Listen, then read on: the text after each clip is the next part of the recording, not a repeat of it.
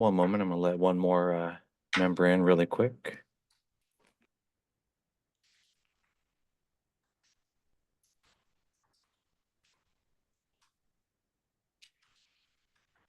All right, I will now call the roll. Ana Gonzalez, Present. Amber Novi, Michelle Rousey, Present. Connie Stewart, I'm here. Randy Torres Van Vleck, Here. Cheryl Villegas Walker, Here. William Walker, Present. Christine Williams, Here. all right, we have quorum. I'll You move in. You forgot to add Herb. Okay. For Hello, Herb. attendance. Yeah. Thank you for joining us today. I didn't have you on my original roll call sheet for the Housing and Infrastructure Subcommittee meeting. Okay, I thought I'd join this time. Well, Herb, I've got you down as being in attendance, so thank you for joining us today. Okay.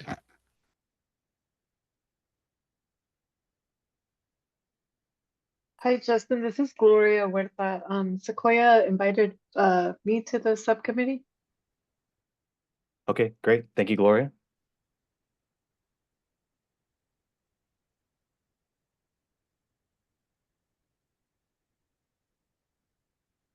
Are there any others in attendance that I did not call on? Great, thank you so much. We do have quorum, and I will now move into reading our logistics. Welcome, everyone, to the August 5th, 2024 Interagency Transportation Equity Advisory for Housing and Infrastructure Subcommittee meeting. The committee's focus will be on elevating diverse and historically marginalized voices and will advise the California Transportation Commission, California State Transportation Agency, and California Department of Transportation on how to achieve meaningful outcomes in transportation equity, environmental justice, and equitable economic opportunities, especially related to transportation planning and programming. The meeting agenda is located on the Commission's website at www.catc.ca.gov.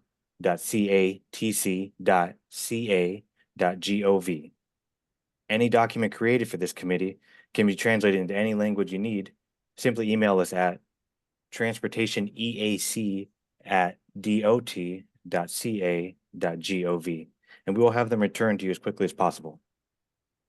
American Sign Language translation is being provided for this meeting. You should see them on your screen.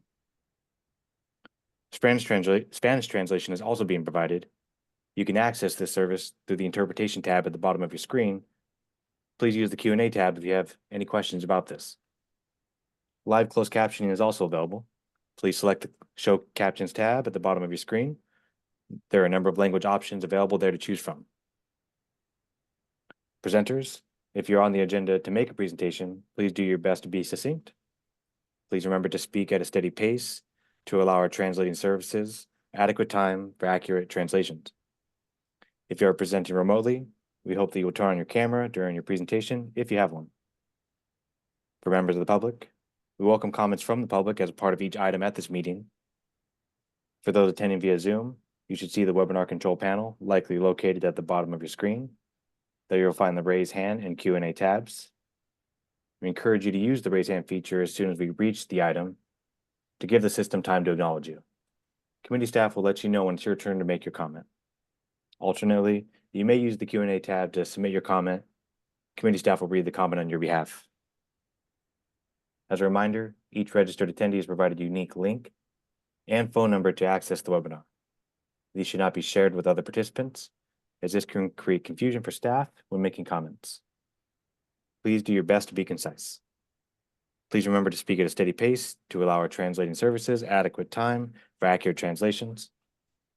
Please make sure that your comments add new information. If you agree with the comments of a previous speaker, simply make that statement. We ask that you make your point in 3 minutes or less. If, for some reason, we have many speakers on any single topic, we reserve the right to limit comments to 1 minute if needed. Thank you all for joining us today.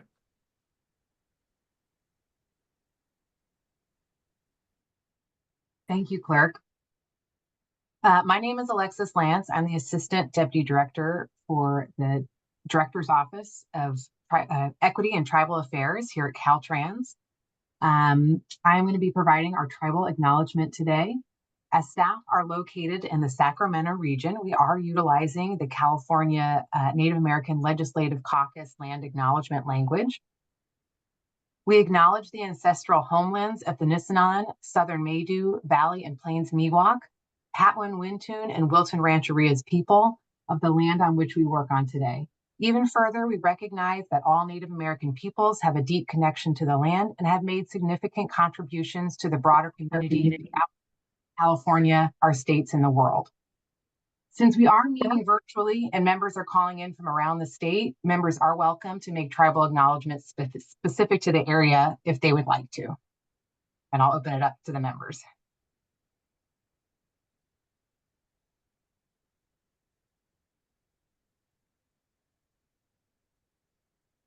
All right, I'm not seeing. Oh, go ahead. Sorry. I'll be quick. I'm William Walker, and I'm on Ramatush Ohlone land in the Bay Area, unceded, and a tribe that is not federally recognized, but is very involved in the land and the work here. This is Connie Stewart. I'm here on Wiyot unceded territory. Oh.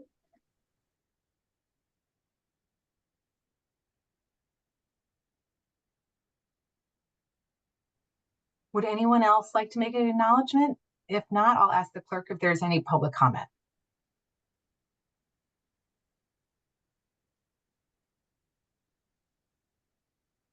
All Not right. hearing or seeing any requests to comment at this time. Great, thank you. I'll now take us on to agenda item 3, public comment on non-agenda items. Clerk, is there any public comment?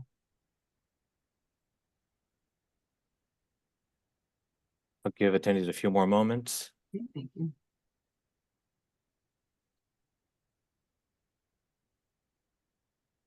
Not seeing any requests to comment at this time. Okay, thank you. I will now hand it over to Carolyn Abrams for agenda item number 4. Perfect. Thanks, Alexis. Hi, good afternoon, folks. I'm Carolyn Abrams, and I'm a senior advisor on race and equity in the Caltrans Director's Office of Equity and Tribal Affairs. I use she, they pronouns. And I want to walk you through agenda item number 4, which is the main piece of discussion today. And in order to do that, Justin, would it be possible if I share screen for a little bit? Yes, absolutely. Okay, wonderful.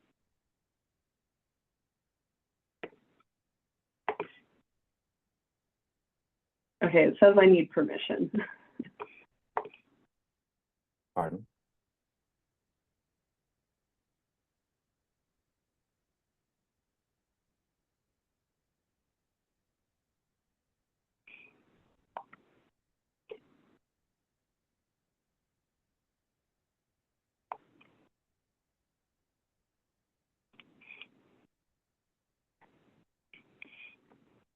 Okay, and while we're getting that squared away, the reason I want to share screen is we put together a couple slides for today's conversation, just so we all have a starting place to discuss the work of this subcommittee.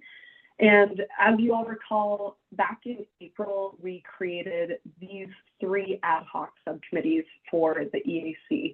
And this is the housing and infrastructure one. So, you know, some of you are going to be in multiple subcommittee meetings if you opted in, you know, for more than one.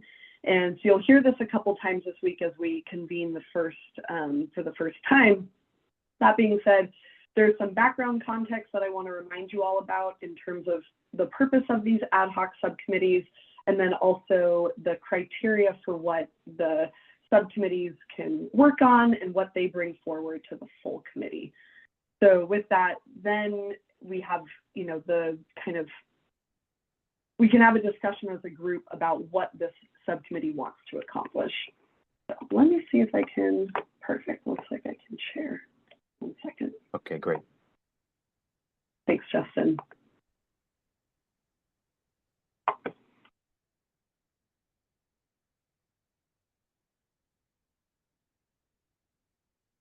All right, can folks give me like a thumbs up if you can see this okay?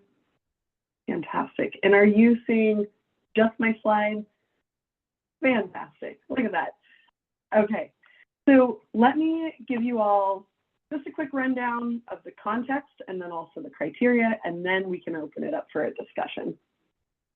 So as a reminder, there's a difference between ad hoc subcommittees and permanent subcommittees.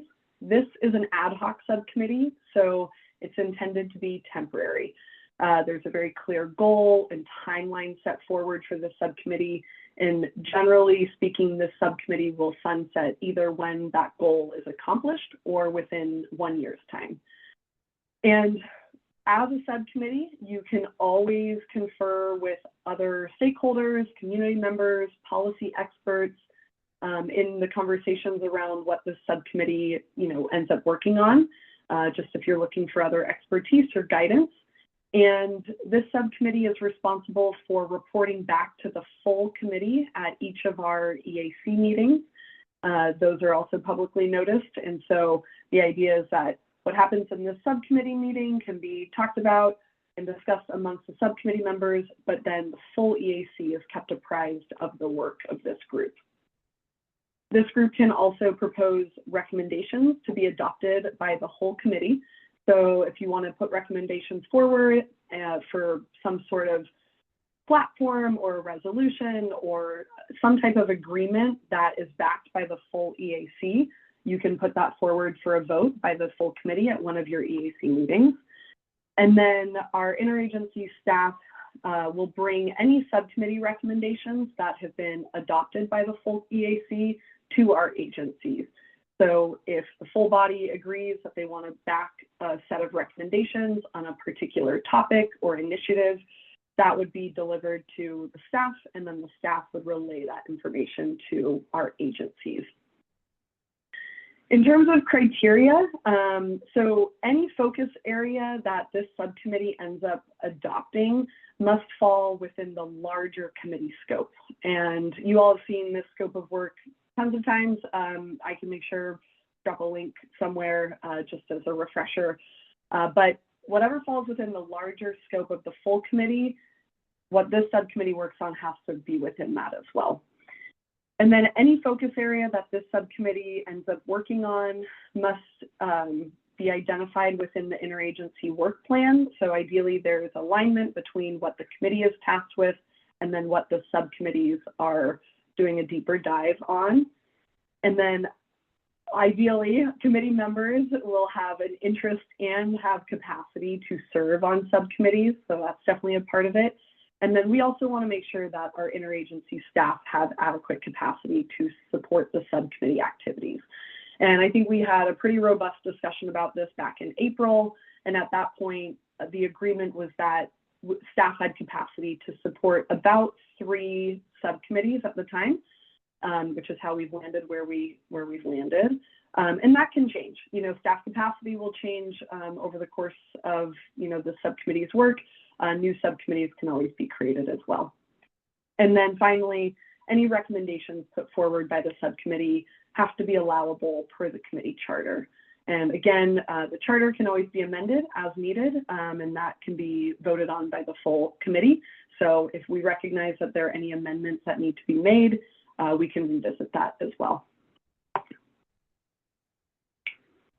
Okay, and then just to refresh everyone's memory, we brought this forward at the May executive meeting of the EAC, but there were several items that our agencies have identified for the full committee to work on. These are the areas where our agencies have said we really need advisory support. And that advisory support could come from the committee as a whole, or it could come from the subcommittees. Another option, which we've talked about in passing, is that we can also identify subject matter experts to work on certain areas. That has a little bit more flexibility, but that work is going to be asynchronous, right? You would not necessarily be convening everyone together like you would for a subcommittee. So on the Caltrans side, a couple of these big ticket items that we've identified is the development of use cases for the Caltrans Equity Index. We also have a lot of need for advisory support around the Caltrans community engagement guidelines and policies, and then some ongoing work around the efforts to update and implement the Caltrans system investment strategy. And then on the CTC side, we have a lot of programs where there's the need for advisory support reviewing program guidelines language and other criteria that's used in the assessment of those programs. This includes the active transportation program, the local transportation climate adaptation program. We have our SB1 programs, the state highway operations and protection program guidelines. We have tolling guidelines. We also have the equity and road charge statewide outreach and the state and local transportation needs assessment. And then on the CalSTA side, we have the ongoing work of the Transit Transformation Task Force and the anti-displacement memo. So what I will say before we dive into a discussion is that we've taken this work plan and on the staff side, given some thought to, what might make sense to bring to the separate subcommittees. But at the end of the day, you all are going to be the best judgment around who, what expertise you bring to the table and where you think you would be best suited to support these efforts. So on this next slide, I have a couple items from this work plan that we see as a good fit for this subcommittee, but we can talk about that a little bit in more detail. And then I also want to get feedback from folks. In addition to the work plan items, what are the big ticket items that you all have as a priority that you really want to accomplish by participating in this subcommittee? So let me pause there really quick before I read through this slide. Are there any questions that I could answer or anything that's coming up for folks? Anna, I see your hand. Go ahead. Hi, thank you so much, Carolyn, for all this. And I apologize for the background noise. I'm in downtown Sacramento, by the way.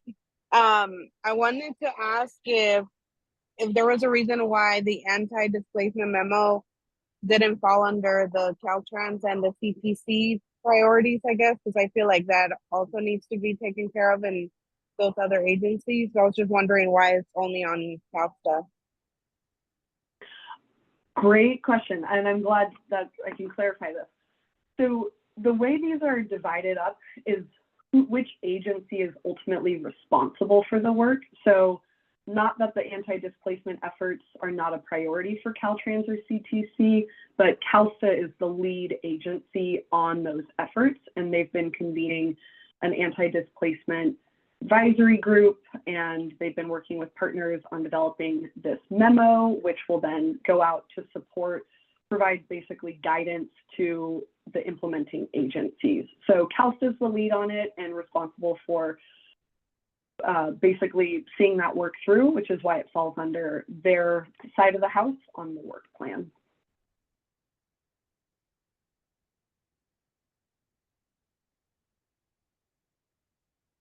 And I will also add, Anna, that as that anti-displacement work continues to move forward, we might see the transition between CalSTA and then that work being basically affecting some of the items that Caltrans and CTC are in fact responsible for.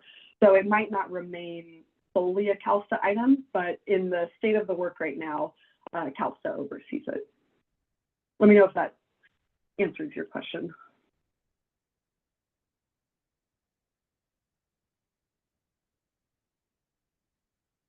Okay. Other thoughts or questions from folks so far?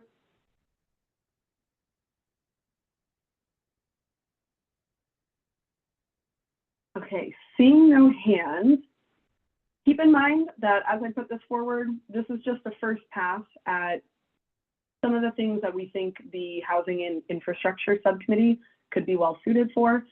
Again, We are going to be in a position at some point to make a decision around which subcommittees take ownership for which items.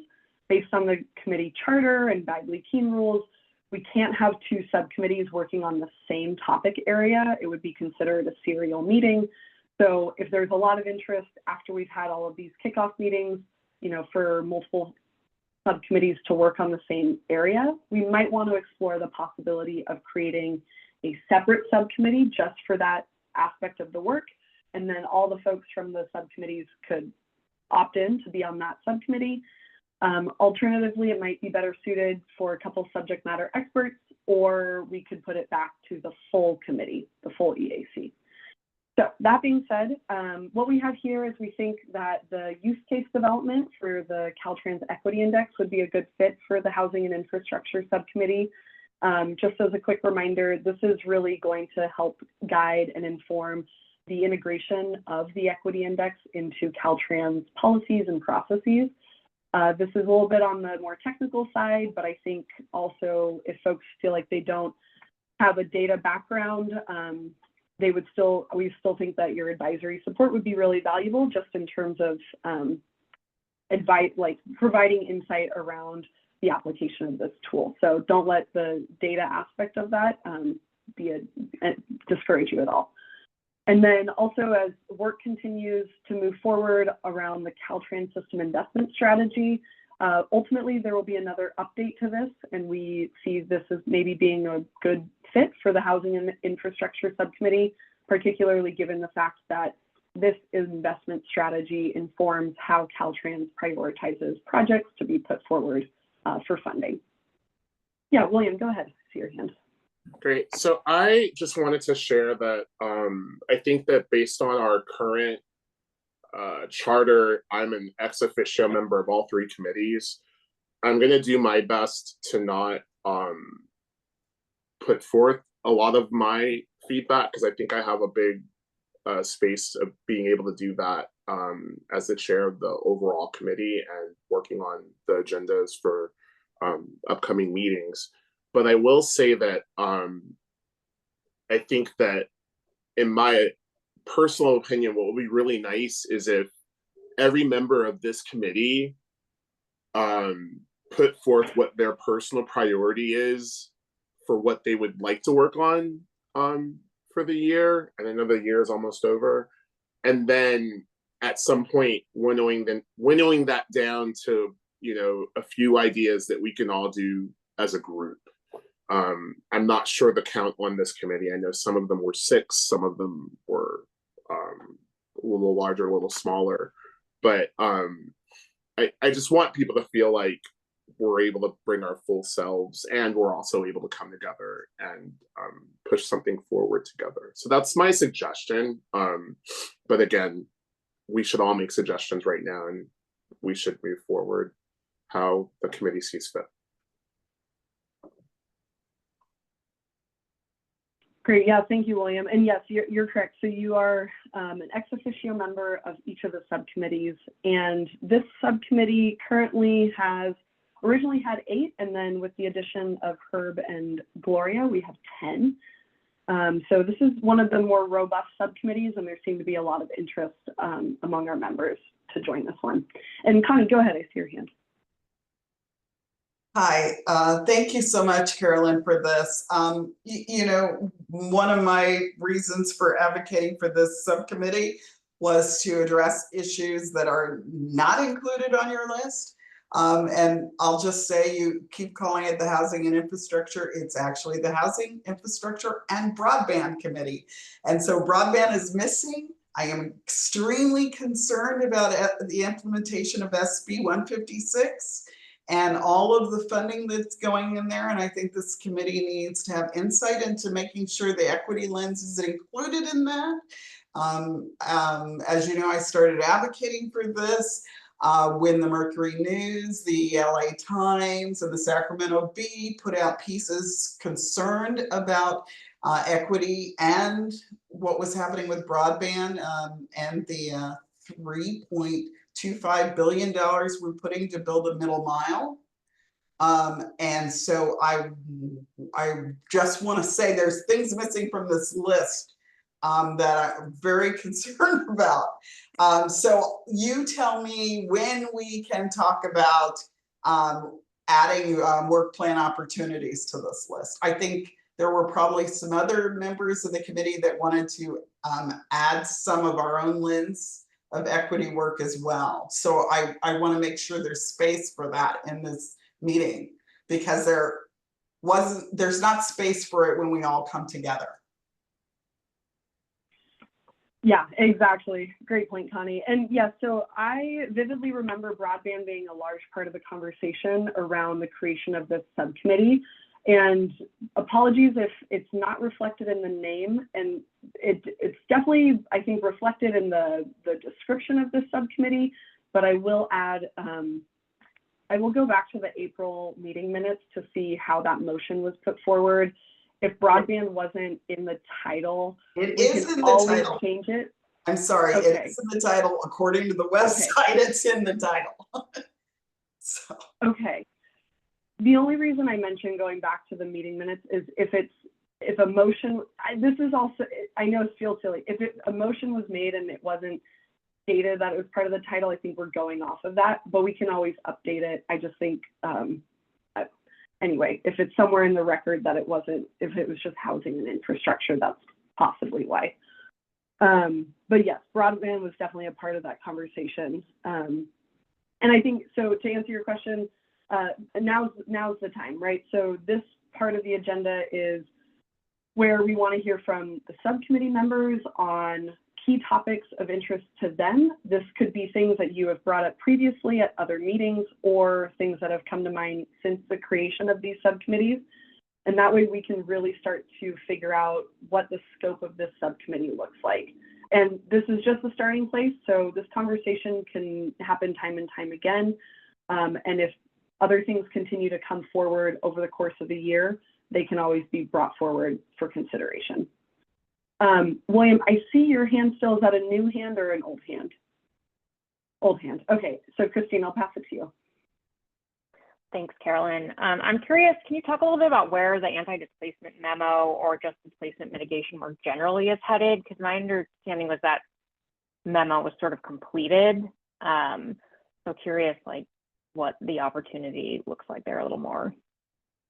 Yeah, that's a great question. So I think we need more of a timeline update from CALSA on this, but you're right. So the memo, I believe, has been put forward for review, and then that memo, there was discussion around how that memo would inform in terms of guidelines and other criteria, how it would inform programs that fall within these sort of programs that touch on displacement. So I can get more information on that for you all, but since CALSA owns the work on that, I don't know their exact timeline at the moment.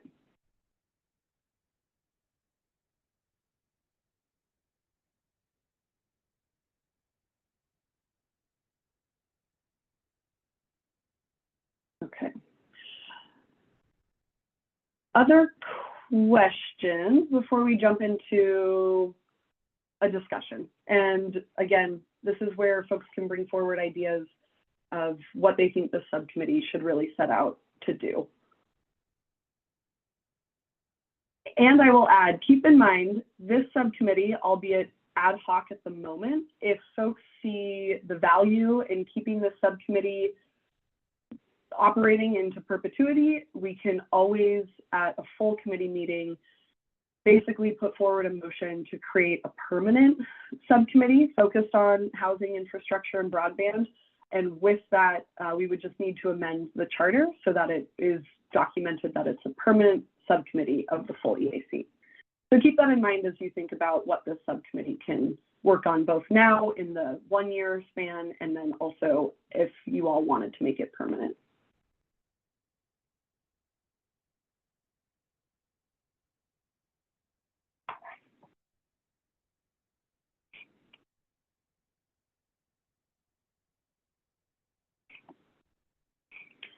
Let me put this forward to folks. When you opted in April and you thought you would really like to join the housing and infrastructure and broadband subcommittee, did you have something in mind that you wanted to accomplish by participating in this subcommittee?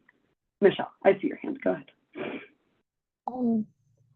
In the chat, Connie put up all the subcommittees, by the way. But yeah, I think in joining each of the committees, for me, at least this one, I am concerned about housing and how it affects people across the state, but also the inequities of our broadband is, oh my, I don't even know if I want to go into it, but I think it needs to be addressed here in this committee. So if we can go back and put some priorities towards the broadband too, that would be great on my end.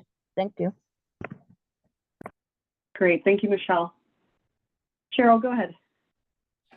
So a couple of things. The first is active transportation. I think that one of the things when we talk about housing and infrastructure, nexus there, of course, includes the walkability of our neighborhoods. So one of the things I want to make sure that someone is focused on, and that is the active transportation piece. The other thing is there's been a huge push, I think, in California over the last several years on having a transit-rich environment that is kind of coupled with housing, right? And so we're looking at allowing for high-density housing in areas where there are good transportation options. I think the problem with that is we haven't really seen the research to back up why is that a good idea for the whole range of people that we would want to see housed. I mean, it seems to me that, you know, families with children, is that really the housing that they would be looking for? Students, I mean, I'd like to see a little bit more behind that whole concept of high density housing in transit rich environments, and maybe where is that working elsewhere in the world? And is that a good strategy for California? Great, thank you, Cheryl. Herb, go ahead. All right, I'll give this a try. My thinking of this when I saw the category originally was around the transit community housing projects around public transit, like BART has all the housing programs. And mostly my idea is they represent disabled individuals in need of and looking for low affordable housing, like that have Section 8 or voucher programs that own the buildings, the companies that own the land that are required to build minimum. I'm encouraging that we try to work on getting more housing programs around the community transit areas that get more affordable housing for disabled individuals, because a lot of the people that can't drive cars, for example, I live next door to one of them, and I'm lucky to, where there's a lot of people that live in housing that take an hour on a bus just to go someplace. You know, that's kind of what I was looking at this. Great, thank you, Herb. I appreciate that. And William, go ahead. Thank you. I know I'm breaking the rule I put out, but I realize if I don't put it out here, then the stuff I actually came to work on a year and a half ago won't ever happen. I came into this work fighting to save my bus line, and that was almost 40 years ago. It's kind of crazy. And here we are 40 years later. That bus line I fought to save didn't run for 2 years. That bus line is the bus line that my disabled mom still lives on. And the number of people in the Bay Area and actually, I don't know about Los Angeles's cuts. I feel like they've reinstated all of their their cuts to service, but someone can correct me if I'm wrong, but there are definitely at least 3 bus lines in San Francisco. There's probably a half dozen in the East Bay and over a dozen in Santa Clara County that haven't returned. And so I think that the Transit Transformation Task Force has a lot of folks who are in the industry and a lot of folks who are advocates like us on this call, but I want to figure out how that Transit Transformation Task Force arena can really reach out to the everyday rider. I want us to understand why my car registration is like $500 for the year and my bus pass cost, at least in one county, is $1,200. And if I have to go to another county, that's another monthly cost. And for much of the year in Orange County, I drove because I couldn't afford the time it cost to take transit. But I was recently in a car accident, and for about a month, I didn't have a car in Orange County or in the Bay Area. And it took 3 hours to go everywhere in Orange County that I needed to go on transit, and it was usually 2 to 3 buses minimally. And so I think that understanding how, if we really want people to give up their car and to switch to transit, like how are we going to make it so that our transit system can actually help people get places faster? And as far as infrastructure, just making sure that the infrastructure that's being built is taking into consideration that you build something like Salesforce Tower that's a transit center, and they say they've built affordable housing in downtown San Francisco, but we have thousands of people on the streets because they can't afford that housing. So hoping that the anti-displacement work and the housing work can tie into, as Member Hastings stated, like the transit-oriented development work where our transit agencies, Metro, BART, they are building housing and making sure that it's housing that people can actually afford, and it's not bringing up the prices of housing in neighborhoods that surround those transportation facilities where people who can't afford to be in those spaces have lived, over the decades. Absolutely. Yeah, thank you, William. Randy, go ahead.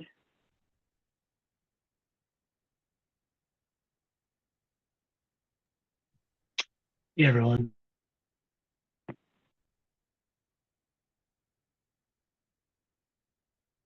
You're back on mute, you're Randy. Muted again.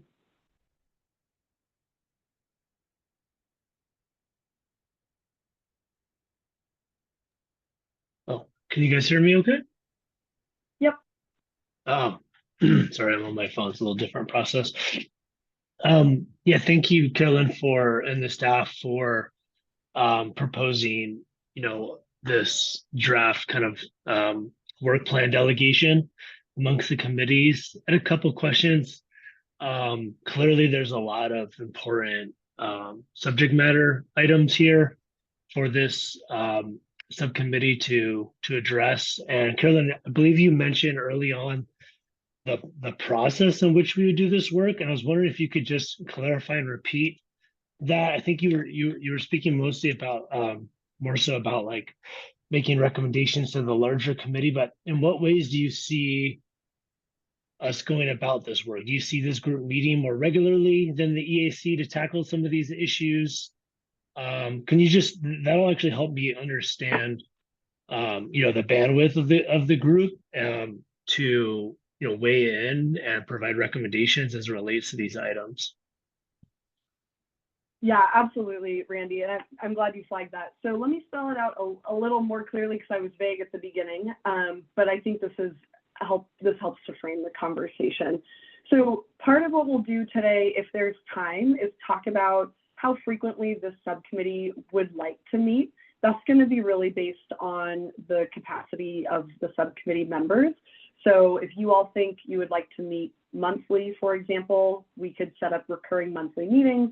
If you think bi-monthly, or if you want to tie your meetings to a full EAC meeting, basically any option is on the table. If you all want to meet more frequently, we can have a conversation about that.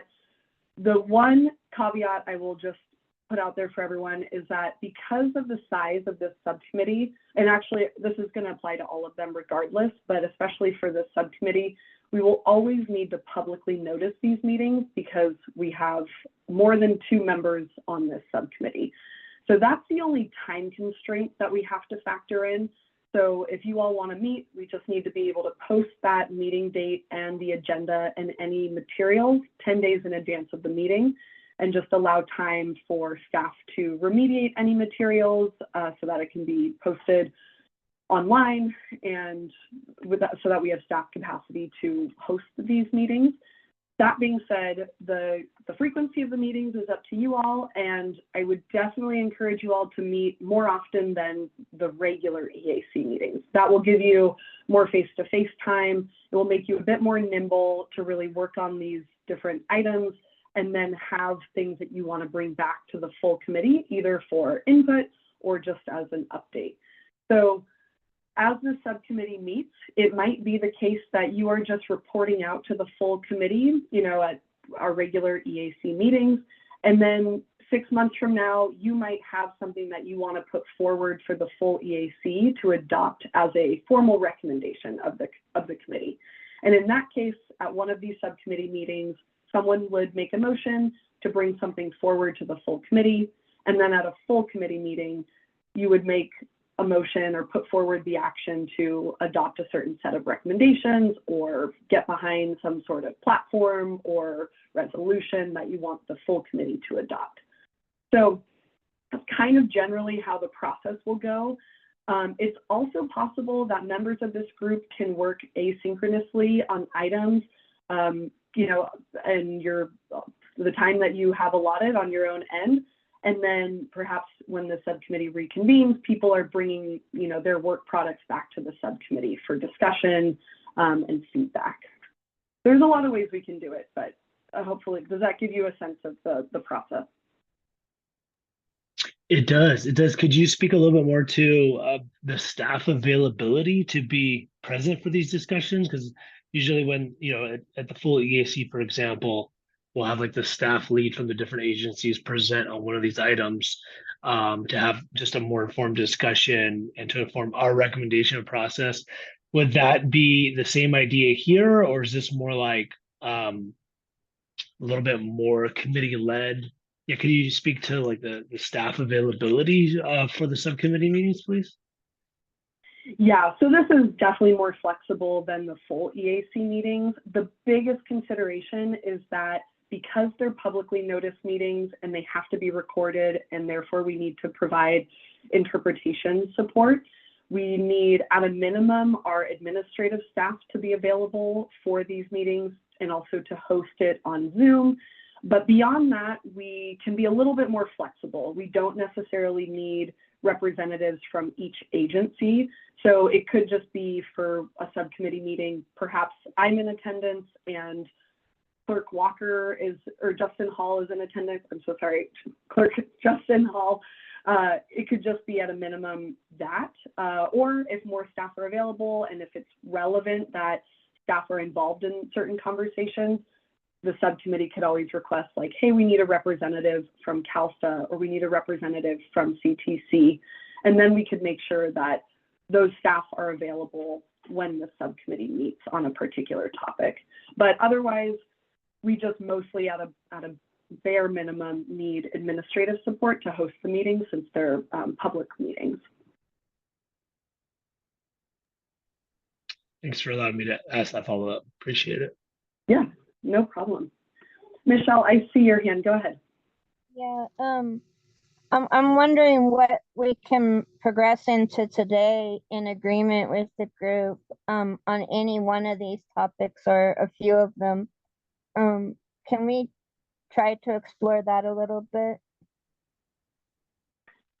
Definitely. So one thing I'll put forward to folks, just keeping an eye on the time here, we could do a couple things. We could right now discuss how frequently this subcommittee wants to meet, and then that way you all could decide as a group, you know, we want to meet one more time before the August 22nd meeting, or we want to meet, in September or something like that. And also, I think what would be beneficial is also discuss if somebody wants to chair this subcommittee.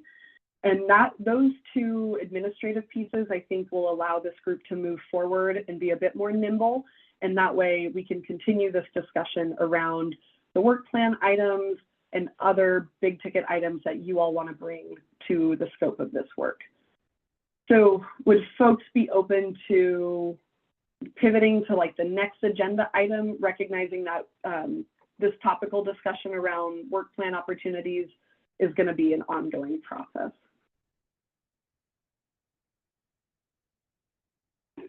Okay, not seeing anybody opposed to that.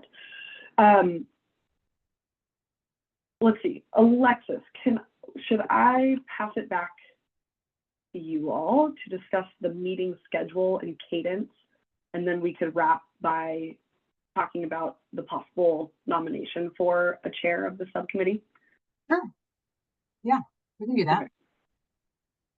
We'll just continue the discussion you started. So that's already started. So as Carolyn already touched on, she touched on some of the options and the limitations. So how often you all choose to meet is up to you. We can have a decision sort of made in this meeting for our next one. I will say our next full EAC meeting is August 22nd. After that, we have October 24th and December 4th. So you could try to meet at least one time between each of those meetings, or, more often if desired. You could consider a set schedule like the second Tuesday of the month, or, something that works for you all. So I think we'll just sort of open it up for discussion among you as to if you'd like us to send out a scheduling poll. If there are, right now you're thinking like, we definitely want to meet in early September and again in October before the October 24th meeting. If you'd like to try and get 2 meetings in, we could then send out a scheduling poll aiming to do that right now.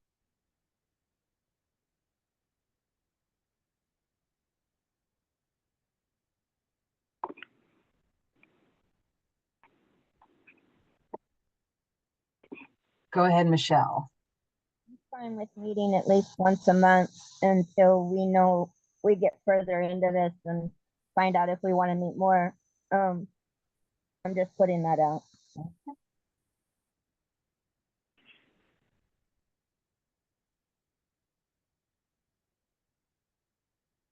Okay. And I see in the chat, Anna says she likes the first Monday of every month.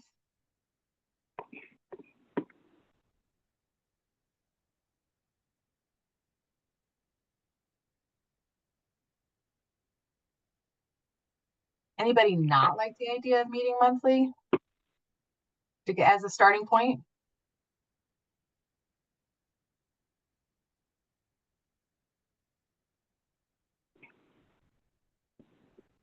Okay. All right, I'm seeing William is supportive monthly, Randy. All right, seeing some thumbs up too. Thank you, Cheryl. All right, so maybe what we'll do then is move forward with monthly. I will put together a scheduling poll. Sounds like Mondays are perhaps good, but I'll put some other dates in there, just double checking with staff. And we will look to schedule a meeting for September, October, November, December, and getting those lined up for you all.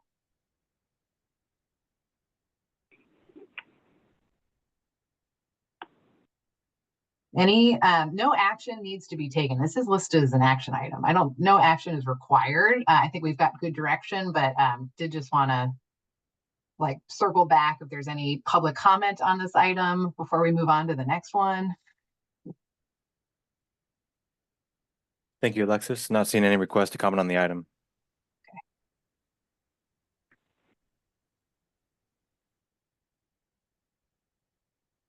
All right, I will turn it back to Carolyn then for chair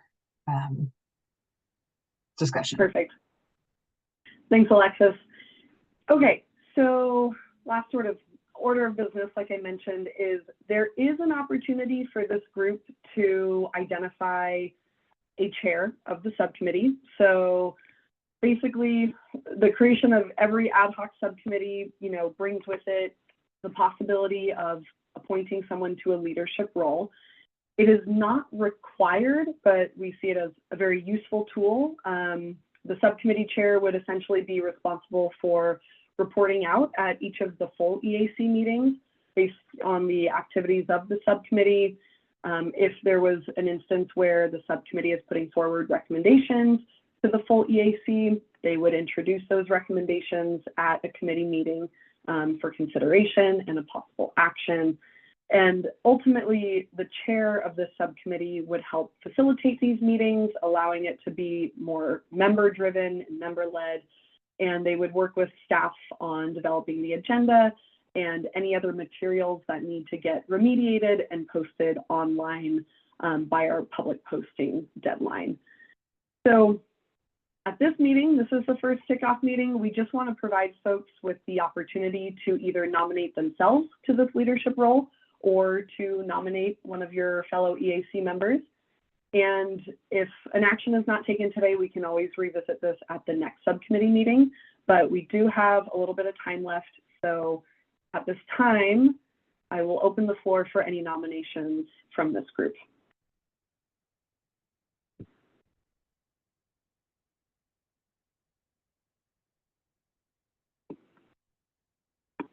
And if anyone has questions about this role or the responsibilities of this role, now would be a good time to ask those as well.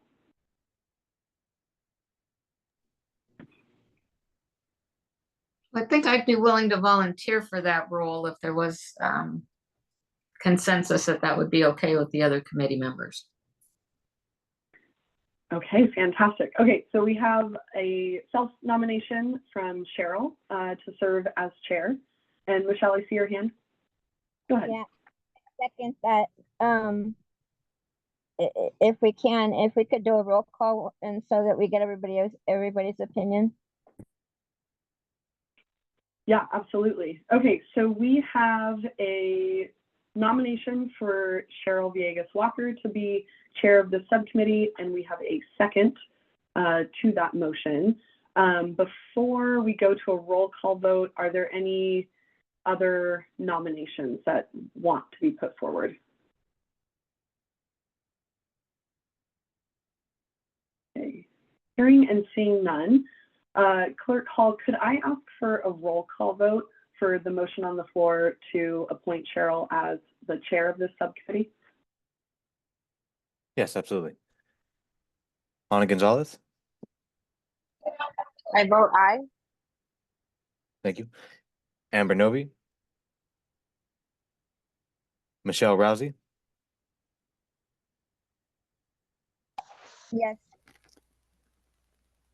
Connie Stewart, Hi, and thank you, Cheryl. Randy Torres Van Vleck,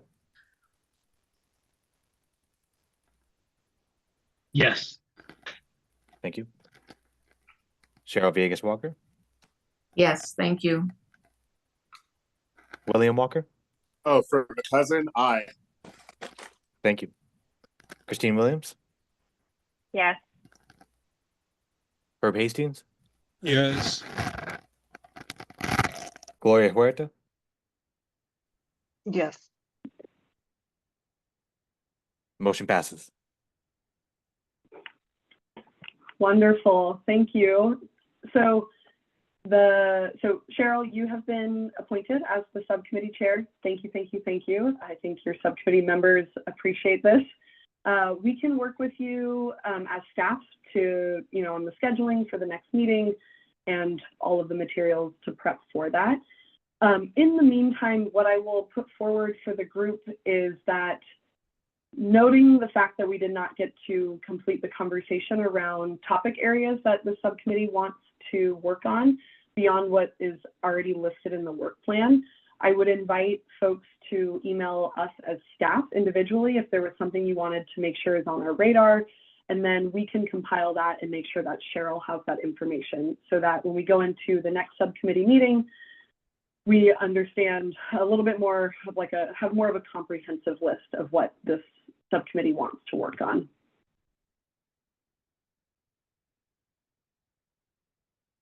Okay, and in the last couple minutes that we have, does anyone have any questions or any last final thoughts for the group? I guess I'll ask the question. You're going to send out a Google poll on options and dates availability, and then I will just send it back. Absolutely. So we'll make sure we send out the scheduling poll for the next cadence of meetings, and ideally we would schedule those out for the rest of the year. So September, October, November, and December. Okay, thanks. Okay, William, go ahead. I dropped off for a moment, so I apologize. Super excited that member Villegas Walker will be chairing this committee. Just want to make sure that I see that there's attendees, and that's always exciting. And I know that you're going to get to this because you're very astute at this, Carolyn and everyone, but making sure that if folks from the public had something to share that, you know, I know that we have our general public comment at the beginning, but just making sure that we wrap around and make sure that anyone who's here that has anything to share, that they can share it now. Yeah, absolutely. So as we wrap up this item, Clerk Hall, is there anyone wishing to make public comment at this time? We'll give our attendees a few moments. If you wish to make any public comment at this time, just indicate so by either using the virtual hand raise feature, or you could submit a written comment.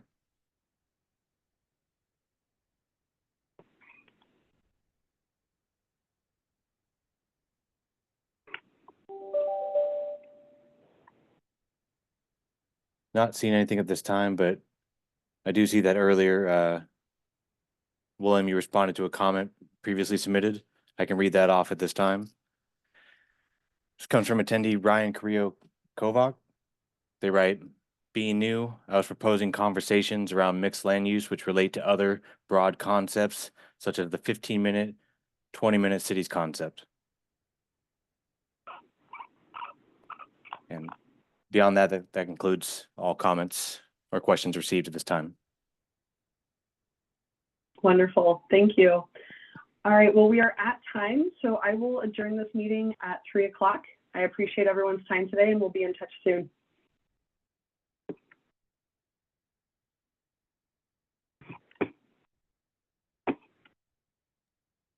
Bye, everyone. Thank you.